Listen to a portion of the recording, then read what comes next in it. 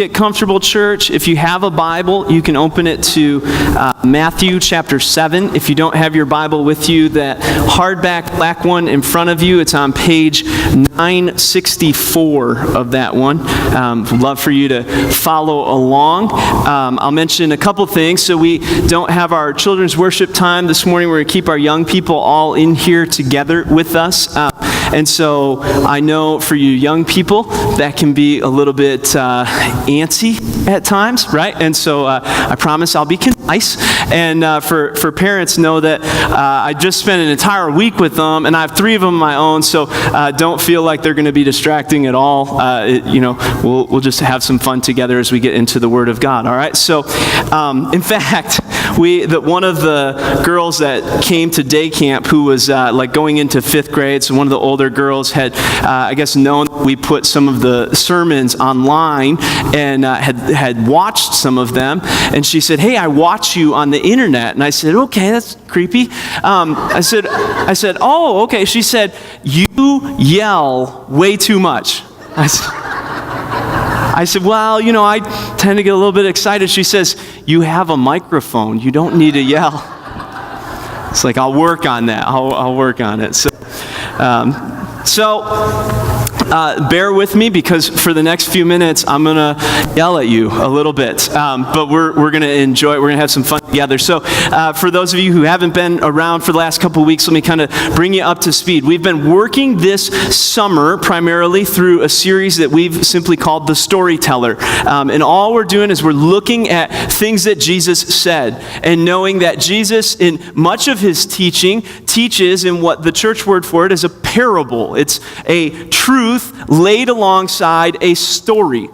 Jesus uses these stories to illustrate truth. He uses stories to identify what the truth is. And so in this, we've kind of looked at several different parables, and some of them are remarkably complex, and you have a lot of different things that are going on, and we kind of look to extrapolate, to draw out meaning from them, and yet some of them are remarkably simple. And in fact, today I want to look at one that is in its complexity, both extremely relevant, hasn't changed much in 2,000 years, and is extremely simple in looking at what it's meant to do. And so as we do that, I think you also find that it's equally, as simplistic as it is, it's equally challenging to us to understand how we might implement that into our lives. And so we've said a couple things are really important in the aspect of how you read, how you look at parables. And so we said every single parable that you're going to look at is going to be dependent upon the audience, the context of who is Jesus speaking to, and how is he speaking to them, right? Is he speaking to his disciples? Is he speaking to the people who are close to him, who are following all the time? Or is he speaking to the crowds? Is he looking upon a broad picture of people? Is he speaking to the Pharisees and the scribes, who, if you've read the Bible, are kind of these religious leaders who very early on in his ministry, Jesus sort of butts heads with, is in opposition to.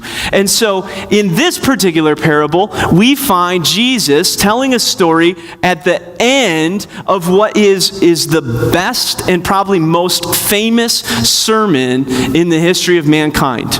And the Bible tells us Jesus' ministry is beginning. If you hold your place in Matthew 7, you go back a couple pages. What has happened in Matthew 4, the very end of Matthew 4, is Jesus was going out. This is verse 23 of Matthew 4. Jesus was going throughout all Galilee, teaching in their synagogues and proclaiming the gospel of the kingdom, and healing every kind of disease and every kind of sickness among the people. And the news about him spread throughout all of Syria, and they brought to him all who were ill, those who were suffering with various diseases, pains, demonics, epileptics, paralytics, and he healed them. Large crowds followed him from Galilee and the Decapolis and Jerusalem and Judea and from beyond the Jordan. So in other words, Jesus is doing some incredible things early on in his ministry, and it is drawing people from far distances to come and to see him. And that's when we begin in chapter 5. It says, when Jesus saw the crowds, he went up on the mountain, and after he sat down, his disciples came to him, and he opened his mouth and he began to teach them. And so Jesus looks upon these large crowds, these great masses of people who have come to see him, and begins to teach looking upon the crowds. Now, there's some things that are important for us to understand. It was not unique in this day for a rabbi, a teacher, that's what Jesus was, to draw a crowd. There were no movie theaters. There was less in the way of entertainment in that day. And so one of the things that people would do in order to find themselves intrigued or entertained or just to fill some time is they would come to hear a rabbi speak. They would come to hear a teacher teach. And so, in particular, a teacher who was healing people, a teacher who was teaching some things different than what everyone else was saying, some teacher who had gained some notoriety and popularity would have been one that you would travel a far distance to come and hear. And so, it was not a surprise necessarily that large crowds were there. And in addition, what you can kind of pull from that is those crowds were, in vast majority, the generally good people. They were people who desired to be religious. They were mostly Jews. They were mostly people who wanted to know what they were supposed to do and not do in order to be made right with God. They were following at that time in large numbers the religious leaders of the time, which are known as the scribes and the Pharisees, who would take the law, the Jewish law, that's what you know as parts of the Old Testament, and they would build things upon it, and they build large systems of religious rules and say, this is what you need to do, and this is what you need to not do. And so crowds would come and gather, and they'd want to hear all the things that you were meant to do and the things you were meant to not do in order to be made right with God. And so as the crowds gather to see Jesus, they know there's something a little bit peculiar, something a little bit different, but all in all, it was a crowd full of good people. It was a crowd full of religious people. It was a crowd full of people seeking out, looking for what it meant to be godly, what it meant to be right before God. Now, that concept, when we get into Matthew 7 in just a moment, should be relatively disturbing, because what Jesus is going to do, not just in this situation, but in many situations where large crowds gather, is he's going to say things like, not everyone who hears will hear, and not everyone who sees will perceive. That Jesus looks upon large crowds, mainly desiring to do good things, and says, some of you are here listening to me, and yet you won't get it. Some of you are here hearing me, and yet you won't perceive it. Some of you are here looking at me, and you won't see me. So he says things like, he who had ears, let him hear, as if you could have ears and yet you wouldn't hear. Now, if you struggle to know what that looks like, let me help you. I remember when I was 16, I turned 16 in the winter. I turned 16 in January. If you don't know, I grew up in Michigan, which has much of the same weather as here. And so January, getting your driver's license means you're going to learn very quickly what it looks like to drive in ice and snow. And being 16, I didn't need to learn because I already knew everything that this planet could offer, okay? So I was very, very smart. Any of you who've been 16 before know that every 16-year-old is a genius, especially in comparison to their parents who know nothing at all. All right, so at 16, in the middle of January, getting my driver's license, I was excited. I had my license for exactly 2 days. It was a Friday, and I had a friend who was about 15 minutes away who invited me over, and I said, I'm going to my friend's house. And my mom, my dad looked at me and said, no, it's a blizzard out, it's icy out, it's not safe for someone to drive in. And then they kind of insert this jab, which made me at 16 know that they were wrong and I'm right, especially someone who just got their license, especially someone who's never driven in snow before. And so I looked at my parents and said, well, you don't know, I know. You don't know, I know, right? And we kind of have this back and forth, and they kind of say, okay, it's your car, your decision, but I don't think you're listening. I say, okay, but I know how to drive. And so I head out to the garage, I get in the car, I start the car, I pull out. We have a pretty long drive, it's like 1/10 of a mile, and there's tree cover, so you can't see the end of the driveway from the house, which is very great because what I did was I went too fast down the driveway, I got to the end of the driveway, I hit the brakes, my car didn't stop, it slid straight across the road and into the ditch across the street. So at least I made it to the road, sort of. And I thought, I heard them, but I didn't hear.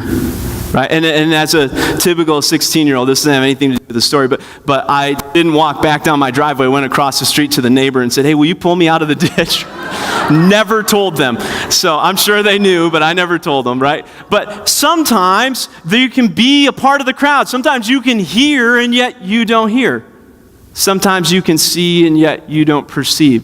And so here a crowd stands who are listening to Jesus and what he warns of them in all that he begins to teach and all that he will teach is that they might hear yet not hear. They might have ears and listen, and yet it just passes on through.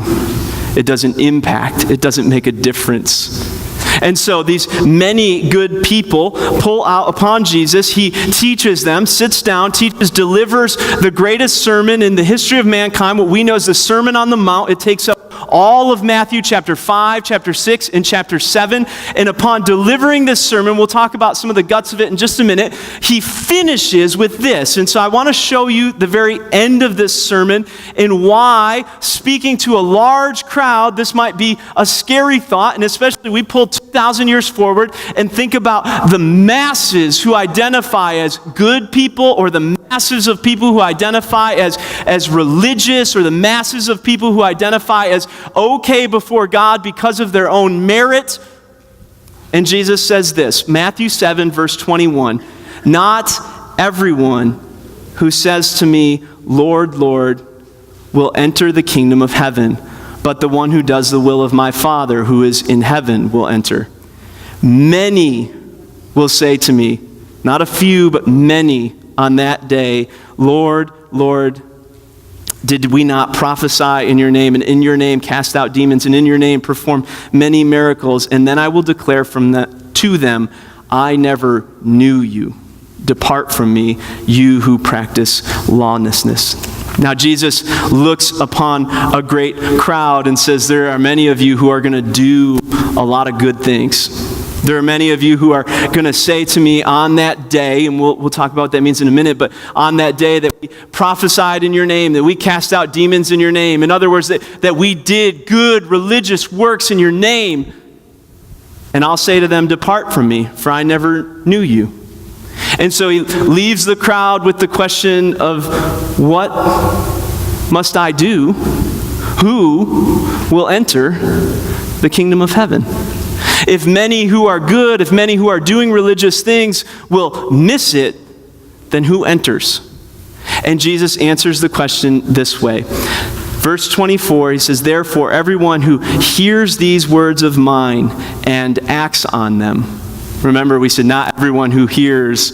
He says those who hear and act on them may be compared to a wise man who built his house on the rock.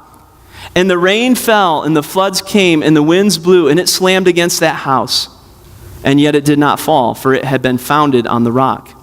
Everyone who hears these words of mine and does not act on them will be like a foolish man who built his house on the sand. The rain fell, and the floods came, and the winds blew and slammed against that house, and it fell, and great was its fall. Jesus gives them a parable. Jesus tells them a story about two men who build two houses on two foundations and experience one storm.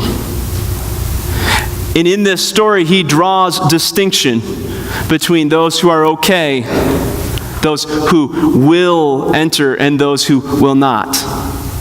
And the distinction he draws, so I just want to make a couple observations. The first is there's a difference between the wise man and the foolish man, the wise builder and the foolish builder. And what it's not is it's not the size of their house. It's not the appearance of their house. It's not the paint color. It's not the shutters. It's not the front door. It's the foundation. You see, 2,000 years have passed, and we have, as a culture, come a long way in the world of buildings, right? A couple months ago, I drove back through downtown Chicago, and you can simply drive along the main streets of Chicago and look at buildings that span feet and feet and feet, hundreds of feet into the air, story after story, that are made of materials that didn't even exist back then, that are put together in architecture in ways that are fantastic. And yet, in 2,000 years, what hasn't changed is if you're going to build an incredible building, you better start on a firm foundation. In 2,000 years, what hasn't changed is that it doesn't matter what your architecture looks like, you better shore up the foundation first. And so Jesus says two men build a house, and one of them builds it upon a rock. One of them builds it upon a solid foundation. That word rock, Petra, is not like a stone or a small rock or a brick that you put down. It means bedrock. It means a great rock. It's the same word that Jesus uses when he says, upon this rock, and he thinks of himself, upon this rock, I will found my church, and the gates of hell won't prevail against it. He says, one man, the wise man, who, listen to this, hears my word and acts on them, has built upon the rock. And another who hears but doesn't act upon them is like a man who built his house upon the sand. So the first question is, well, what is the word that they're meant to hear? Well, here's what Jesus has just done. He's just delivered an entire sermon on what it means to follow him. And in this sermon, amongst other things, he tears down the idea that you, by your own good works, by your own good merit, can make yourself right with God. He says things like, you've heard that it was said, that the law said to you, that you shouldn't murder. And maybe you think, yeah, I'm a good person because I've never murdered someone. If you have, don't tell me, right? And so he says, the law says you shouldn't murder. And so maybe that makes you think that you're good. But I say to you, if you're angry with a brother, that you've committed murder in your heart. That God's not looking simply upon the outward appearance of your upholding of the law, but rather that you upholding the heart of the law. He says that the law says you shall not commit adultery. But I say to you, that if you've even looked upon a woman with lust, that you've committed adultery in your heart. That Jesus goes through and takes the things that are of the law and says, you might think that on an outward appearance you've done enough, you've been good enough, you're in your own power, in your own authority, doing the right things, but I'm telling you, you can't do it. In fact, he closes Matthew chapter 5, this segment of his sermon, with this simple instruction: be perfect. Therefore, as your heavenly Father is perfect. He is driving home the stake, driving home the point that you and your power and your authority cannot do enough to enter into the kingdom of heaven. That you can't do enough to be right with God. And so he says, first of all, that the law can't do it. And then he says this right before he enters into the parable. I will declare to them, I never knew you. Those who came to him and said, yeah, but look at all of the things that I've done. I went to Bible study, and I always helped my neighbor, and I gave money to charity, and I was this nice guy, and I didn't cheat on tests, and I didn't cheat on my wife, and I didn't lie and cut corners at work. I did all these good things. And Jesus says, but I never knew you. So what does Jesus say? The man who has built his house upon the rock is, what is the rock foundation? It's simply knowing Jesus. Doesn't get much easier, much more concise than that. But the difference between these two men, the difference in their foundation is whether or not they knew Christ. Now here's the second thing I want to point out. Jesus in verse 25 speaks about both men, and then he says, the rain fell. And the floods came, and the winds blew and slammed against that house. He doesn't say, well, if they came or they might come, but rather that they were there. And so I think there's two different things he's implying here. The first is that in your life, storms will come. In your life, rain will fall. In your life, things are going to go wrong. And the reality is those are the times where you identify what your foundation is made of. It's not when everything is good that you look and understand how well your foundation is built. A few years ago, we bought a house that was kind of a mess of a house, and it was small. And so we were still having kids and families growing, and this house is like 800 square foot, but it had a full unfinished basement. And so we thought we can finish this basement and we can kind of grow and expand this way. But here's what we did. We waited because we bought the house when the weather was nice. We had walked through the house. We had looked at the basement. Everything looked good. But I knew that the last thing I wanted to do was slap up a bunch of drywall, put down a floor, start painting, and then find that the foundation wasn't what I thought it was, right? And so I remember we had bought this house. We owned it for about a month or so. I was at work. I looked at the weather forecast, and it said just a massive storm was ready to pour in. And so I left work. I went home, and I was sitting at home excited about the storm that's going to come so that I could go downstairs and see if there's water in the basement. What's the foundation look like? You see, in our lives, it's not when things are going well, it's when the storm comes that you identify what your foundation is made of. It's when someone dies unexpectedly. It's when a diagnosis comes through. It's when you lose a job, a friend, a spouse. It's those type of things that test the foundation of your life. And so Jesus says when the storm comes, the rains fall, then you see the difference between the wise and the foolish man. But there's a second thing, and I think even more so, that he's inferring by this rain, this storm. You see, he doesn't identify it as a storm, but rather the storm. And he identifies it that way because just a few verses earlier in verse 22, he said, "Many will say to me on that day." You see, here's what Jesus is speaking of. He says, you might live your life. And maybe by the common grace of God, you might weather some storms. You might build, and there'll be some times where it looks suspect, but you'll manage.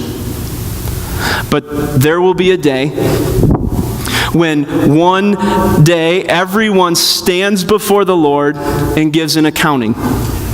The very basis of Christian doctrine, and you can find people who will give you kind of different ideas of how we get there, and there are many different views of that, but ultimately there's great unity in the fact that at the end of days, there will be a day where you stand before the throne of God and you give an account.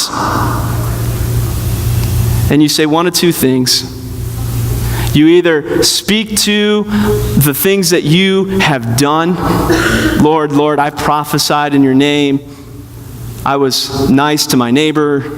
I was really helpful. I did this, I did that. Or you quite simply say, I knew Jesus. I know that in my own power, in my own authority, upon my own foundation, that this house of my life will never stand. But I didn't build on my own foundation. I built upon the rock that was Jesus Christ. I built upon the truth that God sent his Son to earth to live, not making the mistakes, not making the sins, not making the wrongs that I've made. He sent his Son to earth to die upon a cross, to take upon all of the due punishment that was for me in all of these shortcomings and all of these failures. And I know that no matter what my good works were, that they would simply fall short. And so I don't appeal to them. I appeal to my foundation, the rock that is Jesus Christ. And so I want to close in prayer and give us a time we'll sing one more song so you can just reflect on that, respond with this. But I want to say this as the band comes up. I don't know where many of you are at. Some of you, it's maybe your first or second week here. Some of you who've been here for years. I don't know what your foundation is. But Jesus lays it out very simply. It's either the rock or sand.